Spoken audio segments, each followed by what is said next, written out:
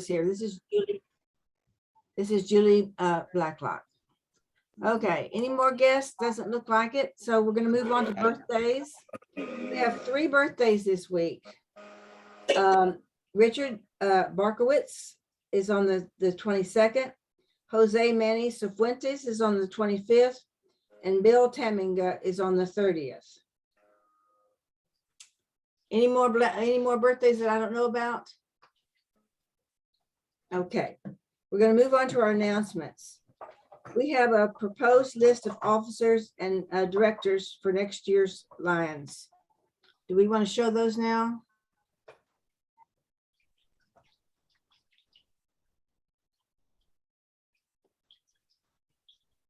Rudy, you're muted. The host needs to give me You're permission. on. Go ahead. It's on now. Okay. Yes, hi. Thank you, Glenda. If this is an appropriate time in the meeting to do this, I will be happy to present the nominees from the nomination committee. And Yes. with the help of Lion Ann, she is putting up a PowerPoint where we can follow along. But let me make some introductory comments concerning the nominating committee. The procedures for election of officers and board of directors are outlined in the Austin Founder Lions Club Constitution. Following these procedures, President Glenda Summers requested at a January meeting that the active past president serve as a nominating committee. The membership was invited to participate and was asked to provide any names they would like to have considered and to submit those names by February the 11th. The nominating committee then met on February the 21st. And after careful deliberation and after personally contacting each individual that was being considered for nomination and being sure that all nominees agreed to serve in the position to be nominated, then brings us to the present. And the nominating committee is pleased to present the following slate of officers and directors for the 2022-2023 Board of Directors. For president, if we might be ready for that on the PowerPoint. For president, Robert Watson. Let me pause here. And are you gonna be able to follow with the nominees? Are you not seeing the PowerPoint now? We see the PowerPoint, but it's just the first page. Right. Well, we're going to go through each position. You didn't Okay. you don't see Robert's picture? No. Well, that's weird because I'm seeing it and I'm in screen sharing. But you're only sharing the PowerPoint screen, not the pictures. Well, the picture's embedded in the PowerPoint. And the only thing we're seeing is your first slide. It says reported. Okay, well, let me try again. So do I start the PowerPoint and then hit share screen? Yes. Okay, let me get it from the beginning. Oops. Wait a minute.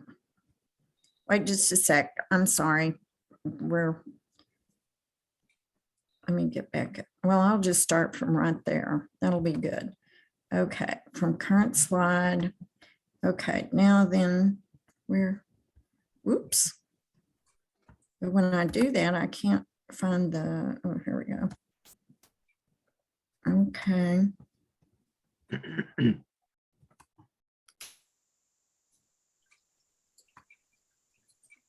Okay, do y'all see Robert? Yes. Yes. Yes, now we see Robert. Okay, it looks very presidential there already. All right, so for the nominating committee is pleased to put forward the name of Robert Watson as a nominee for president And you can see some of Robert experience there as a Lion. He was previously president in 2009, 2010.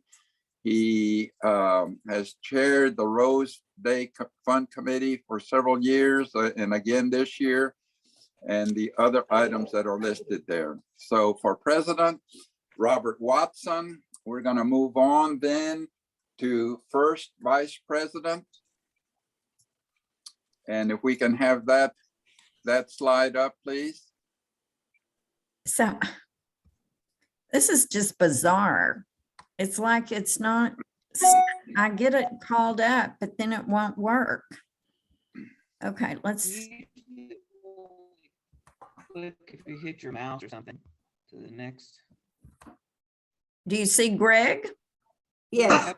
Yes, okay, here we go. To continue then for first vice president, Greg Dew.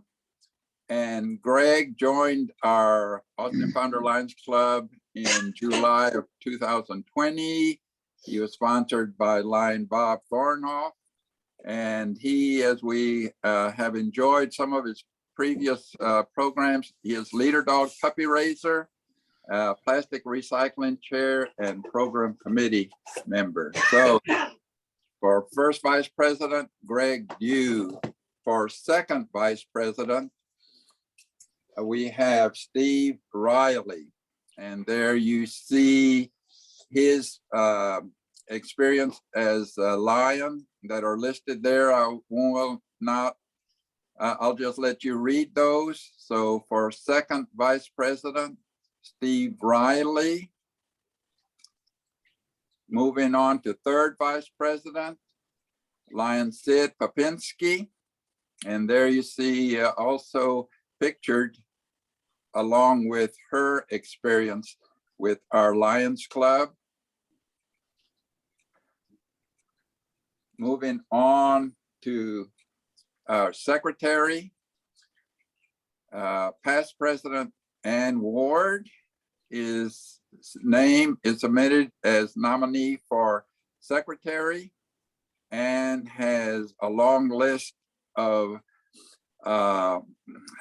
experiences that could be listed, and those are just a few right there. She is also past president 2019, 2020. Okay, moving on to treasurer. We're pleased to have our Jim Roberson, Lion Jim, returning as treasurer, and he has been also previously president of our Lions Club, as well as served as treasurer for several years. So thank you, Jim, for helping us this one more year as treasurer. Moving on then, as membership chair, Lion Mim Ruby. She has had previous experience with Point Venture Lions Club, where she served as president. With our club, she has been membership chair and served on various committees. So thank you, ma'am, for agreeing to, again, have your name as in nomination. After ma'am, we have our marketing chair, Mark Hastings. Mark has helped us in this in this area before, and is returning to continue helping us as marketing committee chair. So there you see some of his experience. And moving on then to Lion Tamer, Lion Patty Robinson, has also had prior experience, has been previously president of our Lions Club, and has been advisor for the Lions Leo Club for several years, and her other experiences shown there. So thank you, Lion Patty. Then we have our tail twister.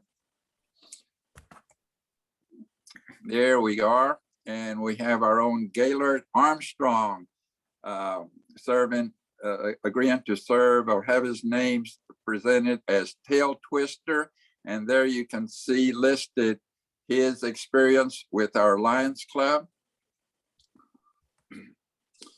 Then we get to our directors and agreeing to serve a 2-year term as director, Dr. Mary Lou Clayton. Mary Lou is a new entry member of our Lions Club. She has her family has a long history with Lions. Her dad, George Boone, was a member of our Lions Club, and her mom and her dad were educators. And you can see there that Boone Elementary School was named in honor of her parents, George and Johnny Boone. So we're pleased to have Mary Lou agree to serve as director. Moving on to our next 2-year director. Wow, there's a familiar face. Okay, well, it's Gloria Munguia, Lion Gloria. And Gloria has already become active with a peace poster contest and has helped us with our Texas Lions Camp Workday. So we're pleased that Lion Gloria has agreed to serve as a 2-year director. And then our next 2-year term director, Kit Thompson. Kit Thompson has already become active with his photography skills, and he joined our club in 2021, sponsored by Lion Chuck Mandelbaum, and keeps that camera handy and was a great help during our recent casino night activity. So these are and this completes then the list for nominees for the to be presented for election. There are the other 3 1-year directors that are finishing their term, and those 3 directors are Lion Chuck Mandelbaum, Lion Rachel Reed, and Lion Siva Van Kadaru.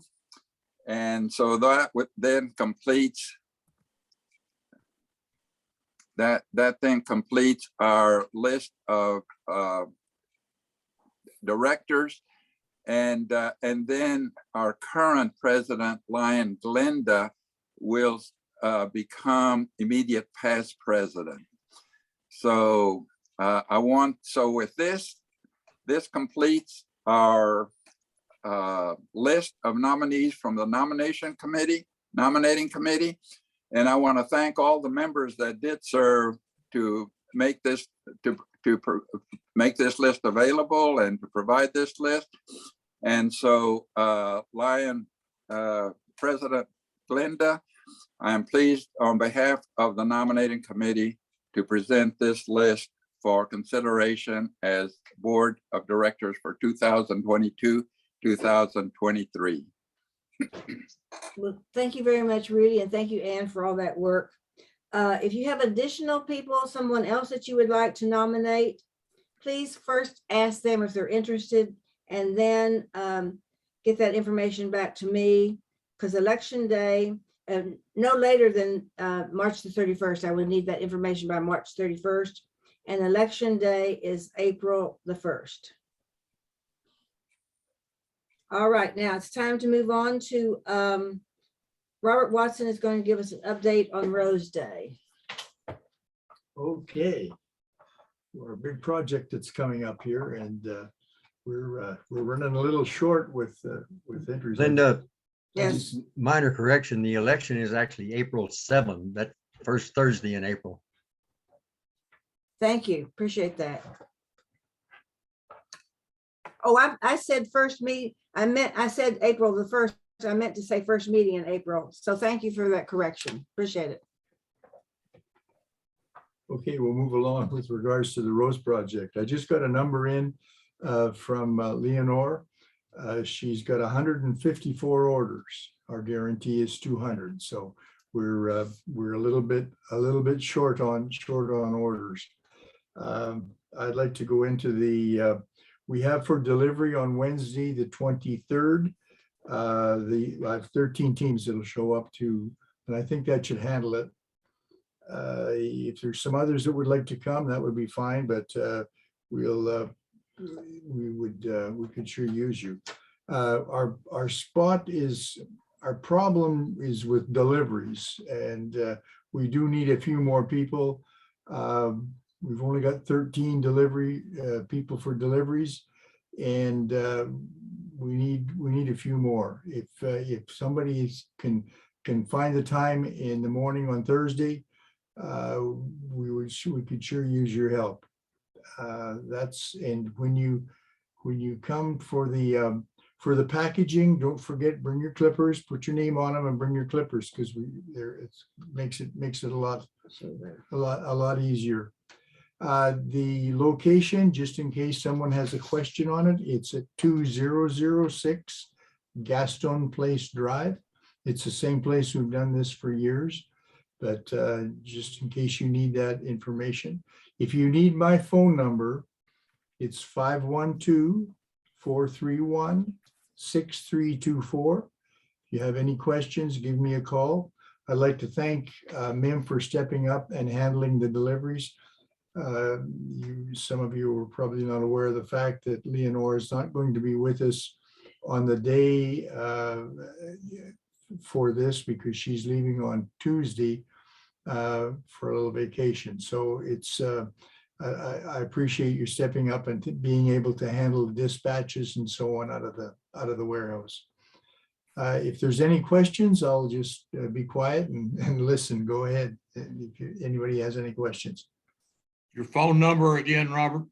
512-431-6324. Thank you. Thank you. Any other questions? We're not going to have the auction because we've got a lot of things going on in the meeting here. So that's all I've got. If you And to clarify, the packing will start next Wednesday at 10 o'clock. Wednesday at 10 o'clock for packaging, yeah. And the deliveries, I'll be there at 7. You don't need to be there, but if you wanted to come at 7, we'll have orders for you, and you can leave from the building with your orders and to do the deliveries On the next day, The on next March day on- the 24th. on the 24th on Thursday. Yes. Okay, Glenda, this is Sam. I've got a comment about deliveries. I've done this now for about 7 years or whatever it is. And so it's a lot of fun. First of all, Leonore does a fantastic job. If she did it again this year, it will be great. She routes everybody exactly where to go. You have it, it's already mapped out. You can put it on your GPS, but the way she's mapped it out, you know exactly where you're going to go to minimize you having to find out where you are. Second, the earlier you get there to pick them up, the better it is. And then third, one of the things that you can have a problem with is when you go to the door, nobody's there. You have to call a number that's listed on the card and try to reach them. And in some cases, I've left them with the next door neighbor that knows them real well. But there are some little glitches, but most of all, the routing is great. It's something that you'll see the look on their faces when you deliver them. And it's been a very, very positive feeling to do so. And it takes a little while to do it, but her routing is outstanding.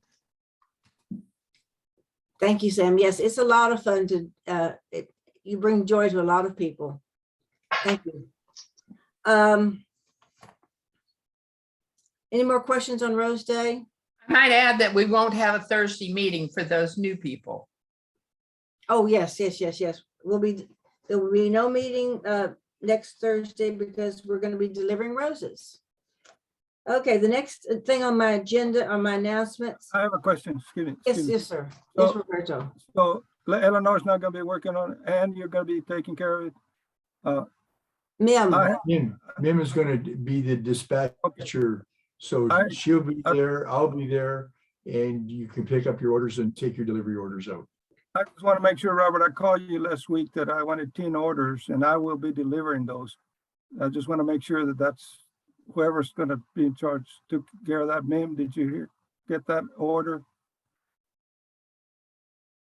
Mim won't have that. Leonore would have that right now. So I can check on that. Did you place those orders yourself or did you place them with me? I placed them with you. Oh, okay. 10 dozen. Roberto, 10 dozen. I've got it written down. Yeah. But you never, And I'll be never wrote delivering out- those. just to clarify, you never wrote out a form and submitted it in? No, I No, need to do okay. that. We'll do that. Okay. That helps. Okay, thank you. Well, I'll be delivering them. Good. Okay, anybody else have any questions? Look forward to seeing you all on Wednesday. Yes, absolutely. Okay, we're having there's a lot of things happening within the next couple of months. There's a district convention, 2S3 district convention in New Braunfels. I'm going to get more information to you later on that. It's going to be April the 30th, and I'll have some more information in our next meeting, but I just wanted you to be able to put it on your calendar. That's New Braunfels, April the 30th. Okay, and then on my agenda it says no meeting next week, Rose Day delivery. So if we don't have any more announcements, I'm looking forward to moving on to our speaker. Any more announcements? Great. Okay.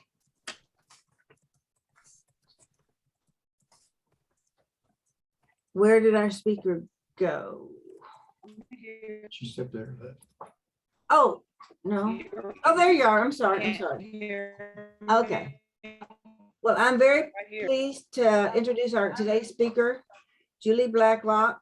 I've known Julie for many years. She has been a mental health worker for 33 years. She became interested in her field in college when she got her bachelor's degree in psychology from Southwestern University in Georgetown. She landed a job at Austin State Hospital in 1988, and she's still making a difference with individuals with intellectual and developmental disabilities in Texas. She has an impressive resume, which you can read about in her program description, which is online. There is one correction to the program description. She is the sole owner of Together Consulting Limited, and she has a team of consultants working with her. She is a consultant to Medicaid waiver providers of IDD services and trains caseworkers, trace managers with nurses for those programs. I know we're going to have a lot of questions to ask about the services she provides, so I'm really looking forward to hearing more about that. She has a link that she can send to us if you want some handouts. And if you want those handouts, please let me know, and I will make sure that those handouts will be emailed to you. A little bit more about her. She grew up in Houston and San Antonio, but she makes her home in Austin today. She enjoys gardening as well as sharing what she grows. If she looks familiar, it is because she was at our Wild West casino night with her husband, Sean Blacklock. And Sean is Lion Beverly Weeks' son, which is one of the reasons I've known her for so long. All right. Julie, Okay. we're ready for you. All right. Everybody hear me? Yes, can y'all hear me? A little bit. Hello? Okay, I've got the volume as high as I can go.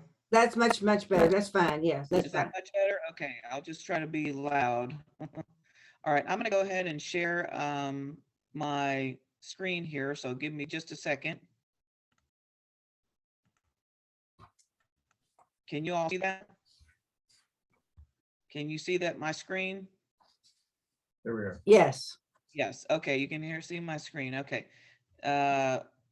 I'm gonna try to do this. Let me see what happens here. Give me just a second. Can you still see it? Oh, yeah, much better. Mhm. Okay. All right, I'm gonna try to, there we go. Let me go back one. Oops. Just a second, let me start from the beginning. Hold on. Technical difficulties. Okay. All right, so as Glenda said, I work with programs with intellectual and developmental disabilities. Some of y'all might know that as special needs. and they are supported by Medicaid funds. So I'm made this PowerPoint today mostly in case somebody needs information on it. If Glenda can send you the link to this later, if you want to click on any of the links that are on here for contacts or someone you know that has an individual with special needs. But my topic is really about services in Texas available for persons with special needs. So who qualifies for those services, where and when to apply for intellectual and developmental disability services. And I'll just call it IDD so that we don't I don't have a mouthful of words all the time. Types of services available for an individual with IDD special needs, like these are some of the programs, and I'm just going to give y'all a small overview of those today. The CLASS program, ICF, Texas Home Living, HCS, and Community First Choice. The one I primarily work with is HCS because it's the only one that has a residential program, meaning that there are group homes and type of foster care called host home for individuals that need placement, as well as services that they can get in their own home. So, and we'll also talk about some frequently asked questions. Glenda gave me a few that you might have, so I kind of have some ready to answers, but if definitely we want to have some time for y'all to ask some questions. So, okay, so who qualifies for services? Basically what would happen is if an individual has IDD, which typically is somebody who has an IQ for the county's purposes, for Austin, Travis County, IQ of less than 69, or somebody who has related conditions, which generally falls into a IQ of 70 to 75 on their cognitive skills. And so sometimes an individual has already been diagnosed by their regular doctor, their PCP, as a youth. Sometimes they don't get diagnosed right away, and they may not fully find out till they seek services. In order to do that, they go through intake at your local IDD authority. If someone solely had mental health issues and not IDD, they could go through their local mental health authority, which are both located here in Austin at Austin Travis County Integral Care. Some of y'all may have known it as Austin Travis County MHMR before. And that's right down on, I believe, Airport. And people who have IDD problems, generally they have problems with major life activities such as language, mobility, learning, self-help, skills, cognitive skills. And we have a variety of people from high functioning to low functioning. Generally mild, moderate, profound, or severe IDD is what they're classified as. And so that happens when they're at the county. They do an intake and decide through a diagnostic session from the psychologist whether they qualify for services. Okay. And then the person that has related conditions, and those are people that might have, say, cerebral palsy with cognitive issues, or Asperger's, autism, pervasive developmental disabilities, and sometimes people with almost any kind of brain injury. They may fall under related conditions because they're kind of in a gray area. And so those people can also qualify for services under local IDD authority. If they have mental health issues and IDD, they come under IDD still. If they only have mental health issues, they will go under the mental health side. That's different funding. I typically deal mostly with IDD now. So if somebody is up until 3 years of age, if they need services, intake will put them through the early childhood intervention programs at first. The other programs we'll talk about today are after the age of 3, they may qualify for certain services. And then we also have people that come out of nursing homes that are diagnosed with IDD or related condition, and they didn't really have any other placement at the time, and so they become available. We have people that age out of CPS, where they've turned 18 and Child Protective Services um, no longer uses the foster care program with them. Well, they can come into our program through HCS if they have IDD. And then we also get people that come out of the state hospitals that are IDD, that primarily mental health. Maybe they're kind of a revolving door and they don't have placement for residential placement. And we get people from the state supported living centers and state schools, as we used to call them. So where and when to apply for intellectual and developmental disability services: as soon as that person has an inkling that the child has a need for services.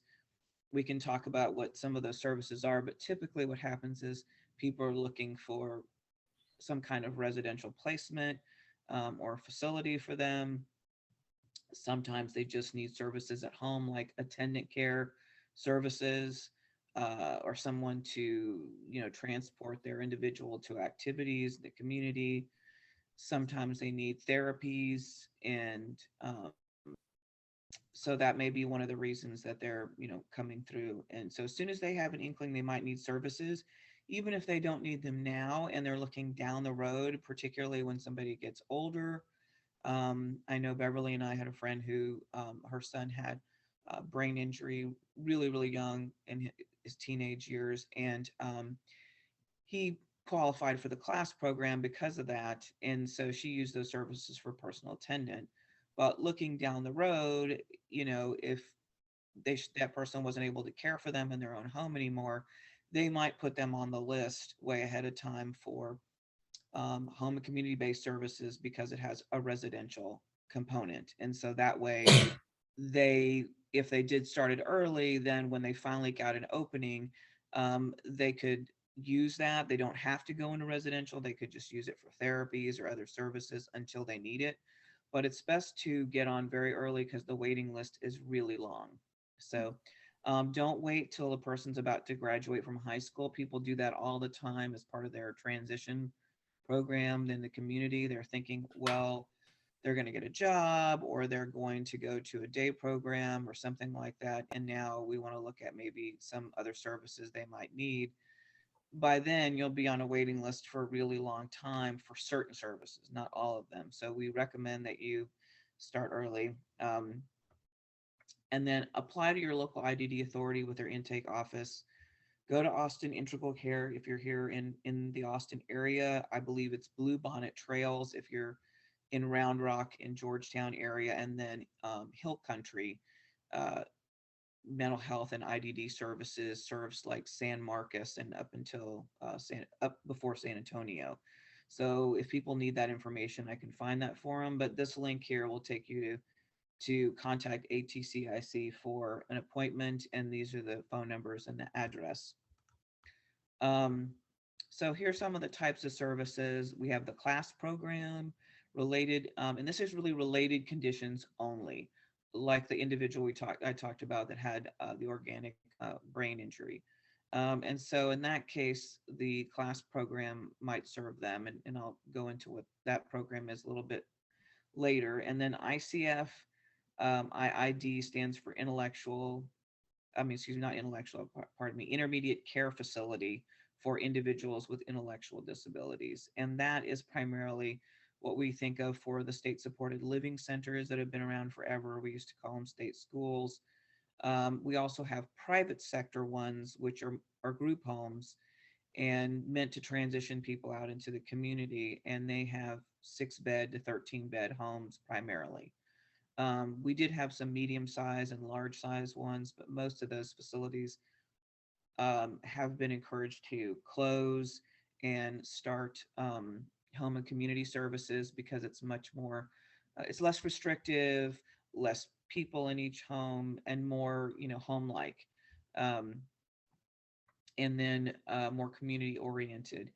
Whereas ICF is a little bit more rigid, a little bit more structured, more of a transition to the community, and meant for maybe people that need more supervision. And then you have Texas Home Living, HCS, as we talked about, which is the only one outside of, ICF private sector that has homes and foster care, we now call that host home services, but that's a really awesome service. And then community first choice, which is really where somebody can live in their own home and get attendant care services if they need it, as often as they might need that. So then these are some links to just some pamphlets that are talk about what is HCS, what is Texas Home Living, the services, if you should happen to need that, but we'll go over those today. Um, so here are some of the programs. I said, the class program, in order to qualify, it's not really meant to supplement. It's meant to be supplement, not to basically replace the services you would normally get. If something else pays for the service, then they expect you to use that. All of these programs are kind of like programs of last resort. If there's something else that pays, such as Medicaid directly through their Medicaid card, or perhaps they have Medicare too. They're an older person and they have Medicare, and they have, or medically fragile and they have Medicare, and they've got durable medical equipment like wheelchairs covered by it, then you would use that. If the school pays for it, you would use that. And then these programs, would help to supplement if you don't have that. So think about it as like a supplemental insurance, if you will. So in order to be in any of these programs, you have to be on Medicaid. If you are not already on Medicaid, then the local authority will help you to get on Medicaid so that you can be in the program. So the goal of the class program is really to support individuals with related conditions, address health and safety issues, offer opportunities for better achievement, to achieve their goals, and to make the most efficient use of available resources. They protect the individual's health. They address the individual's related conditions, which are mostly that usually the person has to be more medically fragile and need more specialized therapies, not just general physical therapy or OT. And so that's why they might need that, or they need a lot of care, at home. So we'll talk about a little bit more of that, which is some of the other qualifications would be they need to have an appropriate, what we call a level of need, which means how much assistance they need, and based on that, how much funding they would get for that assistance. In this case, the persons would need to have what's called a level need 6, which is a really high intense level of need and primarily medically fragile persons. They have to fall under that related conditions IQ range of 70s to 75. And a nurse from the class program would do a comprehensive nursing assessment first to determine their needs. And they would do our assessment we use for some of these programs called the inventory for client and agency planning. And what that does is determine their level of need. And it's based on what kind of behavioral issues they may or may not have, and how limited their adaptive skills are, which often relate to their medical issues as well. So once they determine that level of need is a 6, and they are determined by the county before that to be a related condition, they offer things like equine therapy, massage therapy, hydrotherapy, music therapy, so kind of non-traditional, not your regular PT, speech, etc. And then they also offer, as I said, personal attendant services at home. So that's kind of a good one if you have somebody that's going to stay at home and you really don't need, at that current time, any kind of residential placement. So then you have these intermediate care facilities, which really don't really come under the waiver program.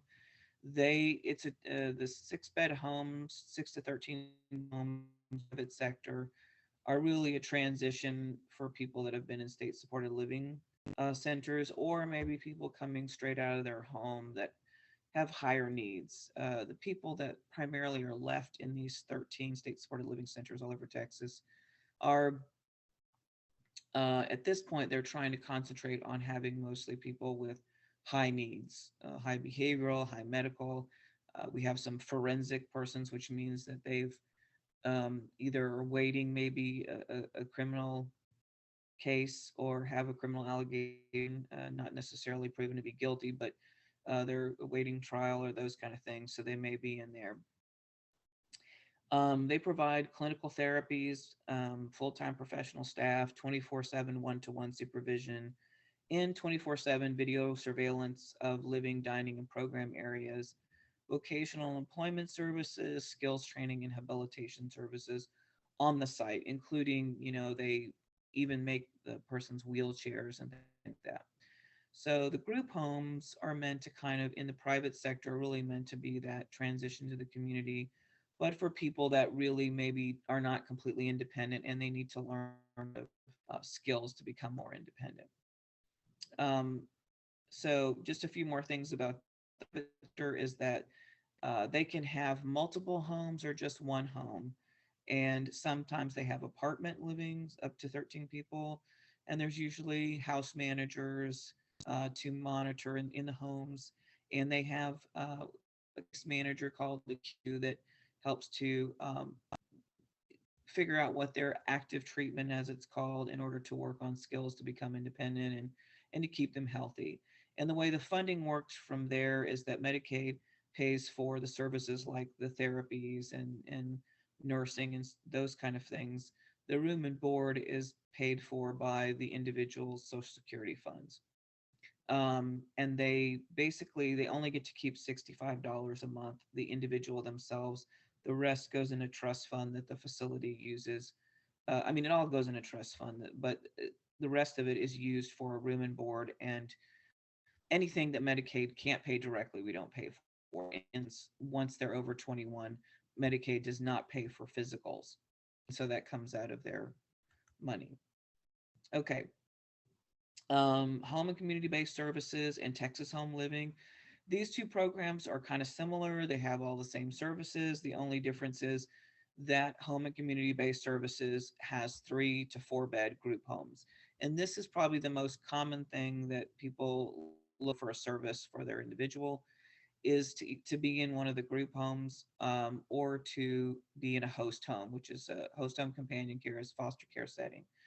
The great thing about the foster care or host home companion care setting is that it is not just a total stranger, the typical foster care necessarily. It can be a family member or the actual parent of someone. They cannot receive host home services under the age of 18, but past 18, a family member could be paid, or a parent or someone else, to provide care that they probably already do. However, maybe their work kind of gets in the way because that person has a lot of needs and it's hard for them to work and keep the individual at home. Maybe they can't afford it, and this pays them to keep their individual at home, to continue what they're doing and providing, transportation and daily care and activities and whatever they would normally do. They have to do a little bit of paperwork, and the nurse has to monitor some of their medications, things like that. But a really nice thing about that program for host home is that the provider, whoever that provider might be, can actually get paid tax-free, as long as they're not claiming that person on their taxes as a dependent. So that is super helpful. They can have up to 3 people in a host home, not for like a group home. So that's an option. Some of the other services that are provided or HCS are respite, like, someone in their own home, their caretaker that isn't paid by the program. Say it's their parent and they're not host home, they just live there, or they have a roommate that, helps to take care of them. They need a break, they need to go to the store, they need a vacation, whatever, we provide respite. And then we have nursing care staff to help with daily activities, such as whether it's in a group home or people coming to their home. Adaptive aids, which is pretty much anything that can't be paid for by, say, for instance, a medical supply company, or, maybe they have a walker that for whatever reason isn't going to be paid for by Medicaid or Medicare. So they pay for that. Some modifications in the home to help, like a walk-in shower or a wheelchair ramp, things like that. Dental care, because after they get over the age of 21, Medicaid doesn't pay for the dental anymore. So they get about $2,000 a year in this program and only $1,000 in Texas Home Living. And then there's some other specialized therapies, physical therapy, occupational therapy, speech. A lot of our individuals have mental health issues, so they might have psychology and behavioral health, which are not covered by the regular Medicaid card, and dietary. We also provide audiology services as well, because that's often not paid for by that. Texas Home Living has all these other things, except that they do not provide um, the residential component of host home services or a group home. So just real quick, some similarities. Like I said, everybody has to have Medicaid in those two programs. They have an array of services. They get a service coordinator from the county, which is really helpful. And then they get a case manager with a provider who helps them um, with their services. And then if they need help, the provider can act as a rep payee, Social Security, and help them handle their funds. But if they have a parent or guardian or someone else who does that, or they can do it themselves, that's great. As I said, one of the problems is HCS has a long waiting list. So, I've known people that waited up to 10 years to get off that list. So truly, if you need residential services for an individual, you want to get them on there early. Even if they get HCS and they're not ready for residential component, they could use one of the other services. Perhaps they need a little nursing or a little day programming, paid for, dental care, something. The funds for this are around 70,000 to 200,000 per year for an individual, depending on their level of need. Um, it's sort of a service where you only get what you want or need, not necessarily just all of the services. So that is, something to take in mind. Their room and board in this program also comes out of their Social Security, but the program does not take all of the rest of their money. They try to leave them with at least 90% or more if they can. It's often difficult with rent and mortgage, that they might pay a part of in Austin. As we know, it's really high. So what happens is that individual will pay, if there's 3 people in the home or 4 people in the home, they'll pay their portion, a third, a quarter. Okay. And then Texas Home Living, as I said, they really only have about $17,000 per year. They don't get a huge amount of money. It's people use it because they can't get into HCS yet. There's not a waiting list for that. So if they need therapies, if they need nursing, if they need a day program to go to, it will pay for those things, dental. But then they have to really choose with their service coordinator from the county what really they need, because they only get this much per year, no matter what their level of need is. So that's kind of a drawback, but it is something, and it's better than not having anything if you need those services. So a couple more things. Community First Choice is a really awesome program, which is you can get that within HCS, within Texas Home Living, within, I think, even the class program. But they also have their own program on their own. So people can qualify for, even if they're on the waiting list for something else, they can get that right away, kind of like Texas Home Living. And for people that are not related condition, primarily, that their biggest issue is that they're IDD, or maybe they're related condition, but they're not a level need 6. They can people that come out and help them in their home with activities like cleaning their house. They can go pick up their groceries for them, pick up their medications. They can take them to their appointments, take them to activities. They can help them learn skills, pick them up from school. There's just a lot of cool stuff they can do with Community First Choice. So people use that quite a bit. And then some frequently asked questions, and I mean, feel free to ask some more questions if you have them yourself. How does the provider make sure the individuals are given the right care? Plans are created for the individual based on their specific wants and needs, not on the facility's wants and needs, because sometimes that's an issue, but on what they, or in some cases their guardian, if they're not really able to express themselves, want. And then the needs are really related to more medical and health needs. For instance, if the nurse sees something they really need, they try to, work towards that. Of course, no one can make the individual do something they don't want to do. Outcomes the individual wants to achieve, and in some cases, needs also are a primary concern. So, like I said, we try to advocate for them but we can't make them. Okay.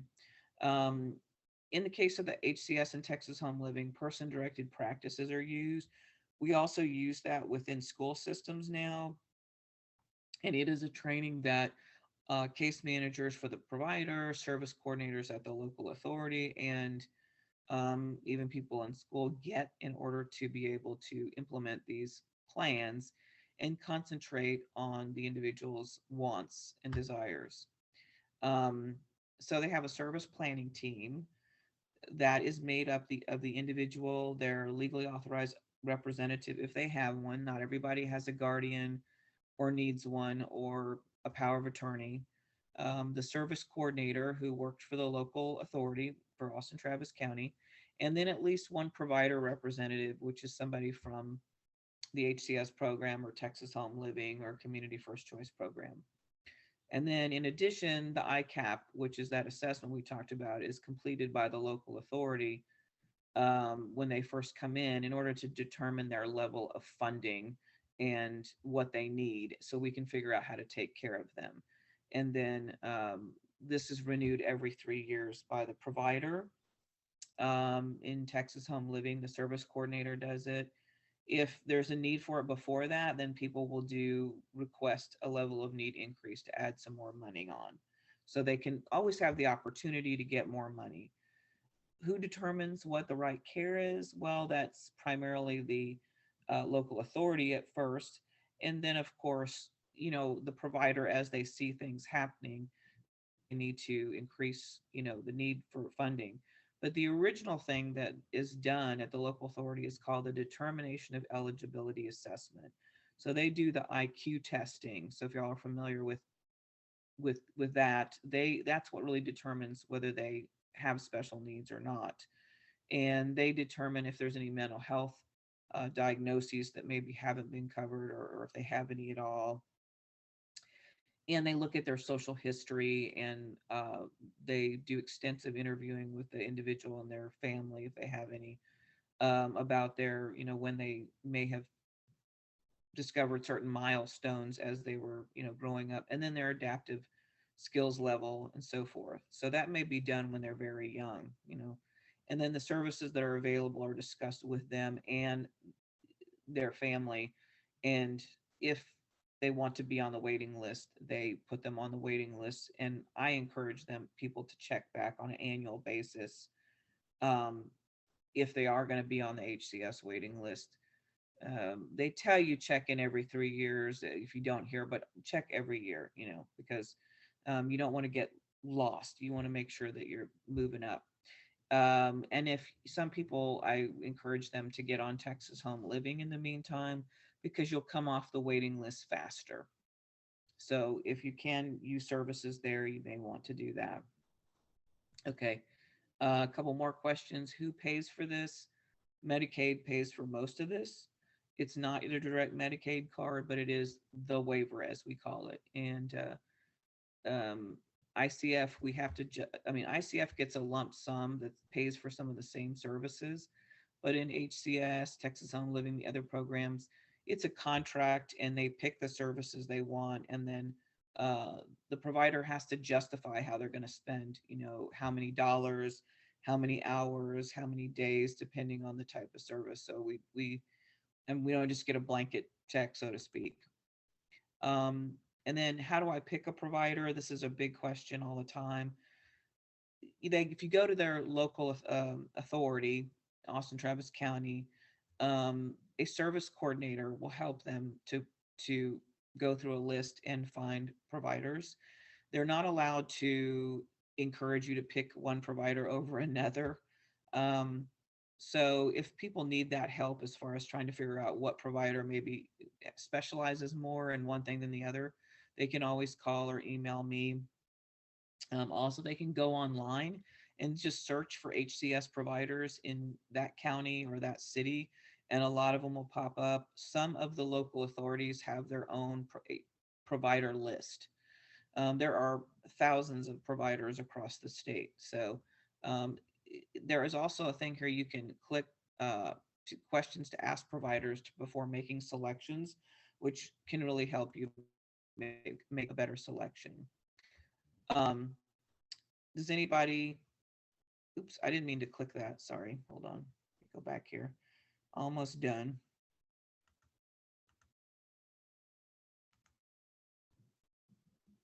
Well, there we go. And then the last thing I was going to say was, okay, important milestones. If the child turns 4, remember they don't qualify for the early childhood program anymore. If the child turns 18 years of age, then the family needs to worry about guardianship. And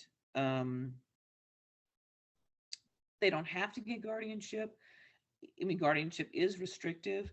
They could also get partial guardianship. Maybe the individual is able to make their own choices, but they're not good at medical or legal choices. And then there are options for guardianship. I mean, here in Austin, we have family elder care that will help certain individuals with guardianship, the ARC of Texas. There are sliding scale fees because guardianship can be expensive through some lawyers. And, you know, I may be able to help with some resources for that. And they're also, if they're very medically fragile, sometimes Health and Human Services, which is over us, some of y'all may have known that as Department of Aging and Disability before, they have a guardianship program, but it's particularly for people who are medically fragile.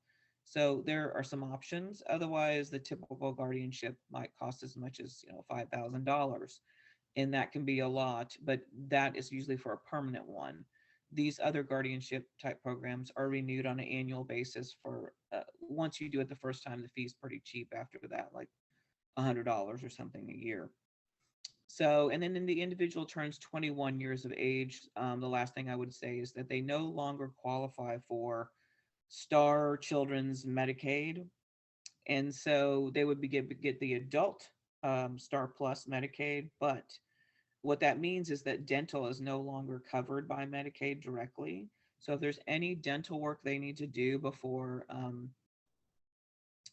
up until 21, basically, you know, after that age is when they, but up until 21, that would get all that work done. If they need braces, any of that stuff, Medicaid would cover. After that, they're only able to get $1,000 per year through Texas Home Living or $2,000 per year through HCS. And so it can be very difficult. There are some dentists that will work out deals with you. Like they even have mobile dentists, like Enable Dentist, that works with a lot of special needs people. And then also they age out of round-the-clock nursing that can be provided through Children's Star Medicaid once they are past the age of 21. And so that's why that age is so important. And one last thing I didn't put on here was that physicals are paid for up until they're, you know, through 21, and after that, they're not paid for by Medicaid. And that's pretty standard with a lot of insurances. So here is my contact info. Let me see if right there's me. And there's my email address, but you can always call my phone number, 512-294-8032. And you can read more about me at www.togetherconsulting.com.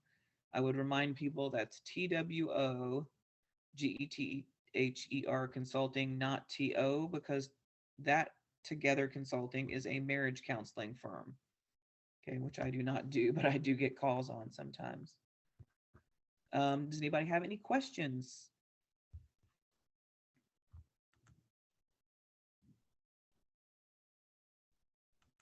Hello? Any questions? No? Well, if we Yes. don't have any. Everybody's on, a lot of people are on mute right now. I have a question, Julie. Gaylord Armstrong here. As you well know, there's considerable federal funding for what's called extended Medicaid. And I assume that you've probably followed the debate every session in the legislature, and the Texas legislature's never seen fit to accept what would have been an awful lot of additional federal funding with some matching, minimum matching state funding that the legislature's never approved. And I assume that would help with the IDD program considerably, including the programs you're involved with, if the legislature were to decide to take advantage of extended Medicaid. Yeah, very true. Texas gets the least amount of funding out of all the states. I don't know if anybody knows that, which is really sad because we have one of the largest populations of IDD. It's one of the reasons that we still have 13 state-supported living centers open.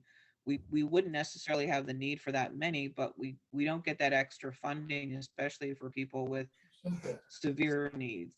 And the money that we do get is not very much.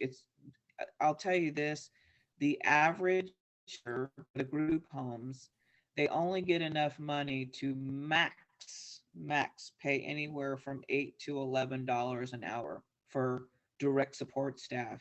I mean, you can't, you get what you pay for to an extent, right? That's why we have some problems with some of those places.